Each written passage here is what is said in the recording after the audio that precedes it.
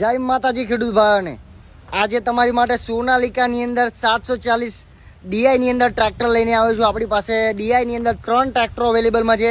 2021-22ના ટ્રેક્ટરો આપણી પાસે અવેલેબલમાં છે, જે તમને હું શોર્ટ વિડીયોની અંદર બતાવીશ.